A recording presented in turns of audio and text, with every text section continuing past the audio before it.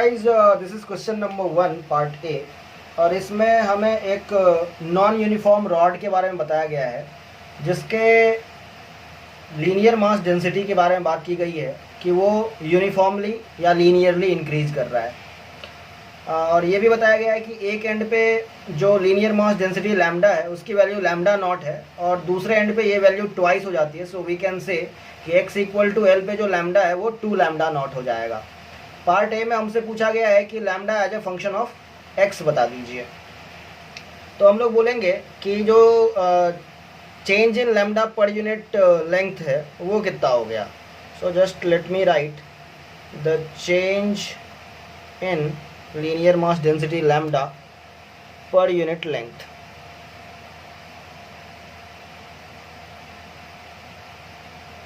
that will be equal to x equal to L पे हमारा जो लैम्डा है वो 2 लैम्डा नॉट है। x इक्वल टू 0 पे हमारा लैम्डा नॉट है। So 2 lambda naught minus lambda naught divided by total length l कर देते हैं। So it is lambda naught by l। और सिंस ये जो इंक्रीज है वो लीनियर है यानी कि ये जो वैल्यू है वो हमारे पास कांस्टेंट रहने वाली है। तो अभी अगर हम लोग x इक्वल टू 0 से x इक्वल टू x तक आते हैं तो यहाँ पे हमारे लिए लैम्डा की वैल्यू क्या हो जाएगी। तो x इक्वल टू 0 पे हमारे लिए लैम्डा की वैल्यू लैम्डा नॉट है और उससे कितना इंक्रीज होगा। तो इंक्रीज इन लैम्डा पर यूनिट लेंथ हो गया हमारे पास लैम्डा नॉट बाई l। और हमने टोटल x इक्वल टू 0 से x डिस्टेंस ट्रैवल किया है तो मैं इसको x से मल्टीप्लाई कर देता हूँ। So that is the net value of lambda at x equal to x। इसको थोड़ा सा सिंप्लीफाई कर लें, लैम्डा नॉट को कॉमन ले लें तो ये आ गया 1 प्लस एक्स बाई एल। और ये हो गई हमारे पास लैम्डा की जनरल वैल्यू यानी कि lambda as a function of x जो कि पार्ट ए में पूछा गया था वो हमारे पास आ चुका है। अभी बात कर लेते हैं इसका एक सेकेंड पार्ट भी है और इसमें हमसे पूछा गया है कि इस रॉड का जो सेंटर ऑफ मास है वो कहाँ पे लाई करेगा। तो पार्ट बी के लिए हम लोग बोलेंगे कि हमने x इक्वल टू x पे एक एलिमेंट मान लिया है जिसका कि लेंथ हमने dx कह दिया। तो इस dx लेंथ का जो मास हो जाएगा dm वो हो जाएगा लैम्डा इंटू dx। लैम्डा मास पर यूनिट लेंथ है और dx हमारे एलिमेंट का लेंथ है। तो ये हमारे पास dm का वैल्यू आ जाएगा, एलिमेंट का मास जो है वो आ जाएगा। और lambda as a function of x हमने कैलकुलेट कर लिया है। x इक्वल टू एक्स पे हमारे पास जो लैम्डा की वैल्यू है वो ये रहने वाली है। So I will write lambda naught into 1 plus X over L into D X.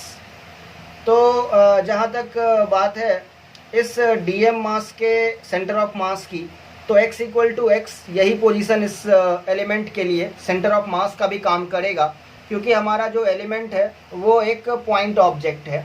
तो चलिए हम लोग अपने सेंटर ऑफ मास यानी कि x cm का फॉर्मूला लिखते हैं and that is given as x dm divided by dm और इंटीग्रल करना है इसी चीज़ का।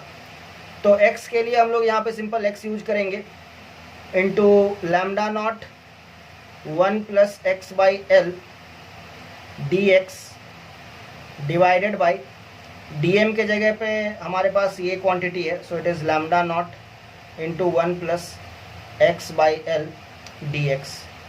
और हम लोग ये जब इंटीग्रेशन परफॉर्म करेंगे तो हमें x इक्वल टू 0 से x इक्वल टू एल तक परफॉर्म करना है। हम लोग देख सकते हैं कि लैम्डा नॉट कांस्टेंट है, बाहर आएगा और बाहर आकर के ये कैंसिल हो जाएगा। अगर मैं इसको इंटीग्रेट करता हूँ then I will have integration of x plus X square by L D X from x equal to 0 to x equal to L divided by 1 plus X by L D X again from x equal to 0 to x equal to L. इसको मैं अगर further solve करूँ तो x का integration हो गया हमारे पास X square by 2 plus X square by L का हो गया हमारे पास एक्स क्यूब बाई 3l और हमारे पास जो लिमिट है वो 0 टू l है। This thing divided by denominator में आ जाइए तो 1 का इंटीग्रेशन x हो जाएगा और x बाई एल का integration x square by 2l आ जाएगा और लिमिट हमारे लिए सेम है 0 टू l। लिमिट्स रखते हैं, x इक्वल टू 0 रखेंगे तो वैल्यू 0 हो जाएगी, तो लोअर लिमिट इररेलेवेंट है, अपर लिमिट की ही बात कर लेते हैं। और उससे पहले हम लोग चाहें तो एक x को कॉमन लेकर के कैंसिल भी कर सकते हैं। तो दोनों चीज़ों को एक साथ अगर हम लोग मैनेज कर सकें, then I can write it as l/2 plus l² divided by 1 plus l/2l। और इसको अगर मैं यहाँ पे देखूँ तो ये कैंसिल हो जाएगा और ये भी कैंसिल हो जाएगा। So I am getting 5l/6 as numerator and 3/2 as a denominator. 2 3 जा 6 आ गया। So finally I am getting 5l/9 और x इक्वल टू 5l/9 ये हमारे सेंटर ऑफ मास का पोजीशन है इस रॉड के लिए। So that was the complete explanation for this question. Coming to question number 2, और इस क्वेश्चन में हमारे पास एक सेमी सर्कुलर प्लेट दिया हुआ है जिसका इनर रेडियस a है और आउटर रेडियस b है, और इसका सेंटर ऑफ मास हमें पता करने के लिए बोला गया है। तो इसको हम लोग कैविटी के निगेटिव मास सिस्टम से सॉल्व कर सकते हैं। मतलब कि इस सिस्टम को हम लोग मान सकते हैं कि हमारे पास एक पूरा कंप्लीट सेमी सर्कुलर डिस्क है जिसका कि रेडियस b है, और इसके लिए मैंने ये भी एज्यूम कर लिया है कि इसका जो मास डेंसिटी है, मास पर यूनिट एरिया है, वो सिग्मा है। तो ऐसा करने के लिए हमने जो ये खाली जगह था उसमें भी हमने सिग्मा डेंसिटी का सब्सटेंस भरा होगा। तो कहने का मतलब है कि अब हम लोग प्लस इस सिस्टम के साथ a रेडियस का एक सेमी सर्कुलर प्लेट इमेजिन करेंगे जिसका कि मास डेंसिटी माइनस सिग्मा होगा। इसका मास डेंसिटी सिग्मा होगा और इसका माइनस सिग्मा होगा।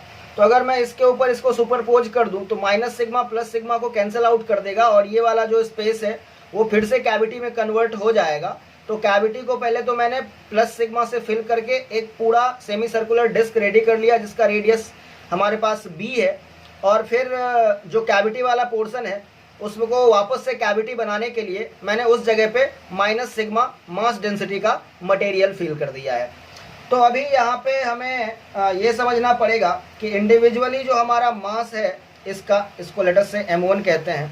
तो इसका मास सिग्मा जो कि इसका मास पर यूनिट एरिया है into area of this semi circular plate that will become πb²/2 हो जाएगा। और यहाँ पे अगर मास की बात करें m2 की तो इसका मास पर यूनिट एरिया सिग्मा है और इसका जो एरिया लेंगे हम लोग वो अगेन πa²/2 ले लेंगे। जहाँ तक बात है इसके y सेंटर ऑफ मास की, तो ये किसी भी डिस्क का जो सेंटर ऑफ मास होता है वो 4r/3π पे होता है। सो इसका जो सेंटर ऑफ मास होगा वो 4b/3π पे होगा, और इसका जो सेंटर ऑफ मास होगा वो ऑब्वियसली 4a, इसका रेडियस a है, दैट्स वाई 4a/3π पे होगा। तो अब हमारे पास बेसिकली ये 2 पार्टिकल्स हो गए, यानी कि ये जो हमारा सिस्टम है वो बाइनरी मास सिस्टम हो गया, जिसमें कि हम लोग ये बोल सकते हैं कि हमारे पास 2 पार्टिकल्स हैं, एक m1 है और एक m2 है। एक का y पोजीशन जो है y1 let us call it 4b/3π है, और दूसरे का y2 जो है वो 4a/3π है। और इन दोनों का जो कलेक्टिव सेंटर ऑफ मास होगा वो हमें निकालना है, which is a very easy job to do. So let's finish that.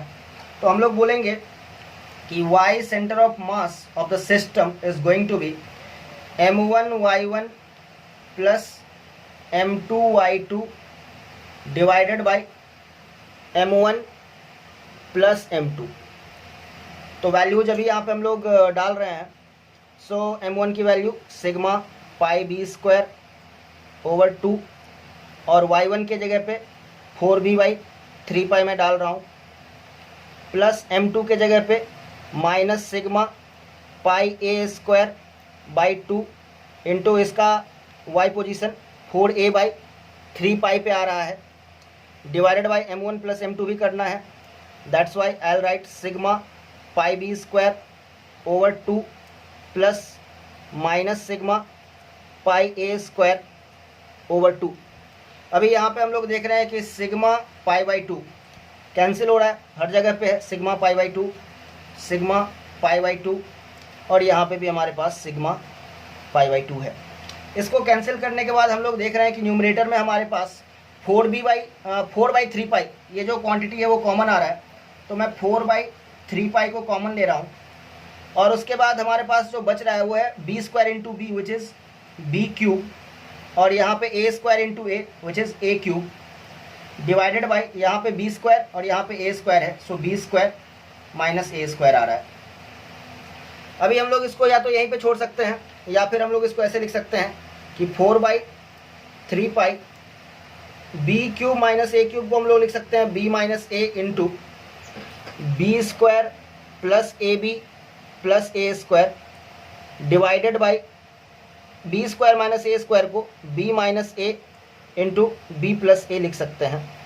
तो यहाँ पे बी माइनस ए कैंसिल हो गया, और फाइनली जो है इस सिस्टम का सेंटर ऑफ मास हम लोग लिख सकते हैं 4 times A square plus A B plus B square divided by 3 pi into A plus B. ये जो क्वांटिटी है वो हमारे इंटायर सिस्टम का टोटल जो सेंटर ऑफ मास आने वाला है इंटायर सिस्टम के लिए, उसका लोकेशन हो गया। सो that was all about question number 2। Into question number 3, और ये एक बहुत ही अच्छा क्वेश्चन है सेंटर ऑफ मास कैलकुलेट करने के लिए। और यहाँ पे एक थिन मेटल सीट जिसका कि यूनिफॉर्म थिकनेस है, और ये बताया गया है कि जो इसका बाउंड्री है that is given by curves y equal to K X square, Y equal to minus K X square and x equal to a। ये 3 लाइन जो हैं वो हमें इस सीट का बाउंड्री दे रहे हैं, और हमसे पूछा गया है कि इसका जो सेंटर ऑफ मास होगा वो कहाँ पे होगा, वो हमें पता करना है। तो इसके बारे में हम लोग कुछ चीज़ें ऑब्जर्व कर सकते हैं। पहला कि हमारा जो x एक्सिस है वो हमारा एक्सिस ऑफ सिमेट्री है, सो it is axis of symmetry. तो हमारा जो सेंटर ऑफ मास होगा वो x एक्सिस पे ही लाई करेगा। कहने का मतलब है कि हमारा जो y कोऑर्डिनेट होगा सेंटर ऑफ मास का वो 0 होगा। My centre of mass is going to lie on the x axis itself because x axis is the axis of symmetry। पहली बात तो हम लोग ये कह सकते हैं। दूसरा, जो ऊपर का पोर्शन है और जो नीचे का पोर्शन है वो एक दूसरे का मिरर इमेज है, तो जो ऊपर के पोर्शन का सेंटर ऑफ मास होगा उसका x कोऑर्डिनेट और जो नीचे के पोर्शन का सेंटर ऑफ मास होगा उसका x कोऑर्डिनेट वो सेम होगा। यानी कि हम लोग कह सकते हैं कि x coordinate of centre of mass of upper half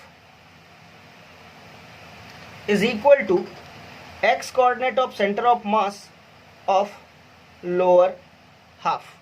तो यहाँ से ये बात भी क्लियर हो जाती है। तो अभी जो हमारे पास काम बच गया है वो किसी भी एक हाफ का सेंटर ऑफ मास का x कोऑर्डिनेट पता करना है। तो चलिए हम लोग क्या करते हैं, यहाँ पे हम लोग x डिस्टेंस पे एक dx थिकनेस का एक एलिमेंट इमेजिन कर रहे हैं।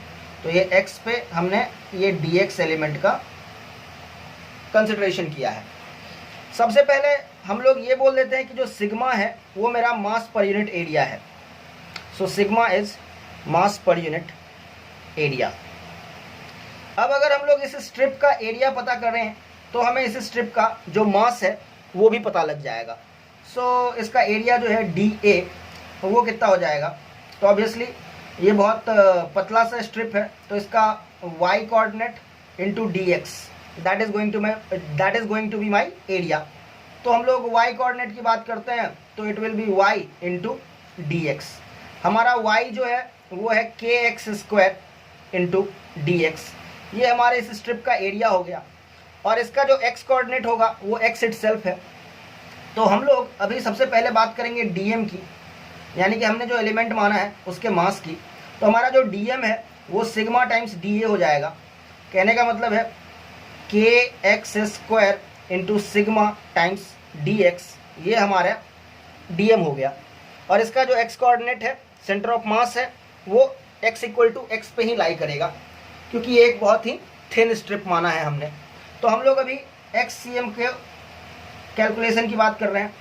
तो xcm जो हो गया हमारा हो जाएगा x dm divided by dm, और इंटीग्रल परफॉर्म करेंगे हम लोग यहाँ पे।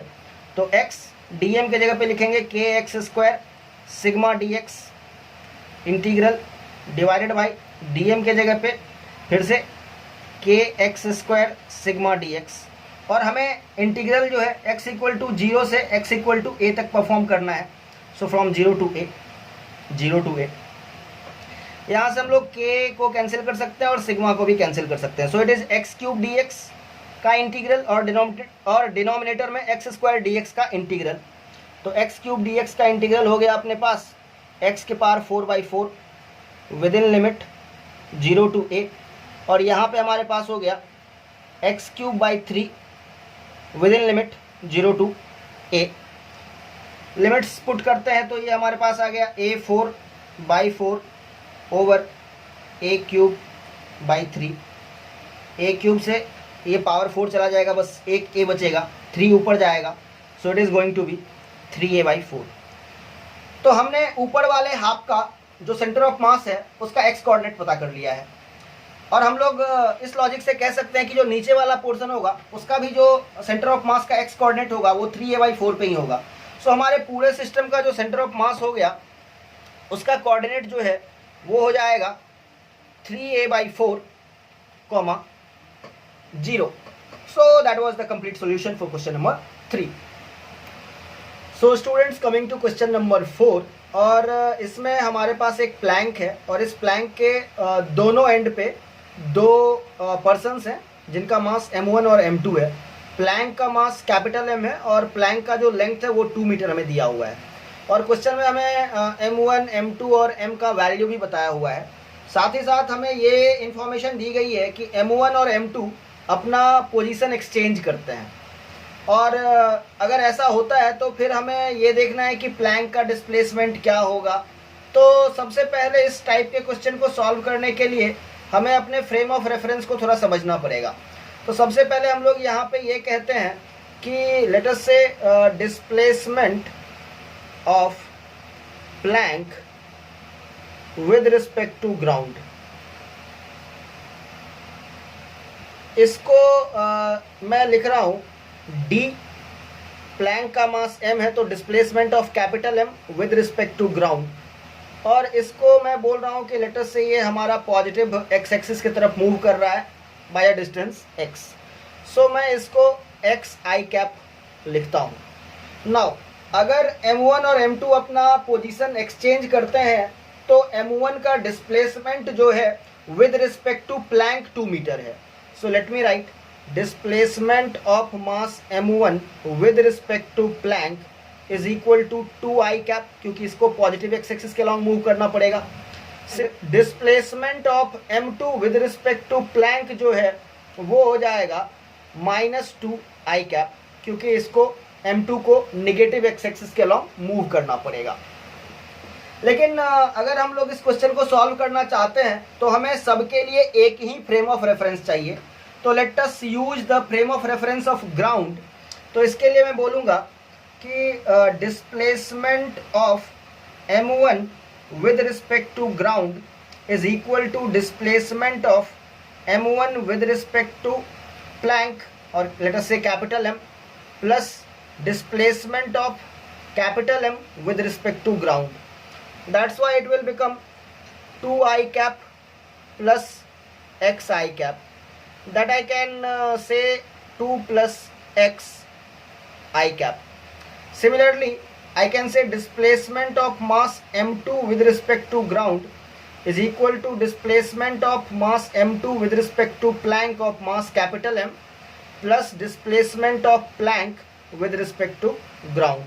तो ये -2i cap plus xi cap हो जाएगा। सो -2i cap plus xi cap, so it is -2 plus xi cap.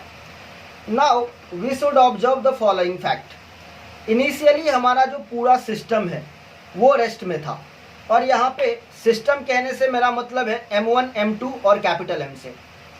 तो हमारा जो सेंटर ऑफ मास था वो भी इनिशियली रेस्ट में था, और इस पूरे सिस्टम पे एक्स एक्सिस के अलॉन्ग कोई भी एक्सटर्नल फोर्स एक्ट नहीं करता है, क्योंकि ये जो प्लैंक है वो एक फ्रिक्शनलेस स्मूथ सरफेस पे रखा है, तो कोई फ्रिक्शन का फोर्स भी नहीं है।